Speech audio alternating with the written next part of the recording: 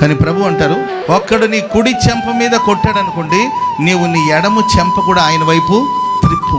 ఇది పరలోక రాజ్యంలో ప్రవేశించాలనుకున్నవాడు పాటించవలసిన నీతి. ఈరోజు కార్యక్రమం చాలా అద్భుతంగా సాగింది. అందరం సంతోషంగా ఉన్నాం. అవును, ఇది మనందరికీ మంచి జ్ఞాపకం. ఇది నిజం. ప్రశాంతమైన సాయంత్రం, గొప్ప రోజు. నన్ను ఎదిరించే ధైర్యం నీకెక్కడిది? నీ పరిధిలో ఉండు. నేను ఒప్పుకోను. నేను నిన్ను క్షమించాను.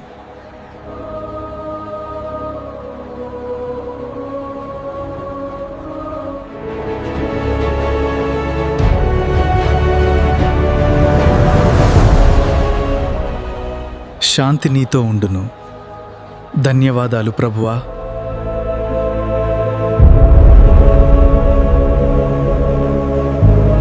అంటే దెబ్బలు తినమని కాదు. ఏంటా అయ్యగారండి, మరి మనం దెబ్బలు తినాలా? ఆల్రెడీ ఒకటి చెంప మీద వేసాడు, మరలా అవివేకం కాకపోతే. ప్రియులరా, యూదులకి ఎడము చెంప మీద కొట్టడం అనేది వాళ్ళని కించపరిచేదానికి సూచనగా ఉంటుంది.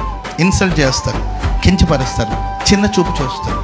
కుడి చెంప మీదనే దెబ్బ తినడం ఓకే కానండి, ఎడము చెంప మీద కొడితే అది వాళ్ళకి అవమానం. అంటే దేవుని రాజ్యంలో ప్రవేశించాలనుకున్నప్పుడు కొందరు నేను అవమానపరుస్తారేమో, దానికి అప్పగించుకో. ఇది పరలోక రాజ్యంలో ప్రవేశించాలనుకున్నవాడు పాటించే నీతి.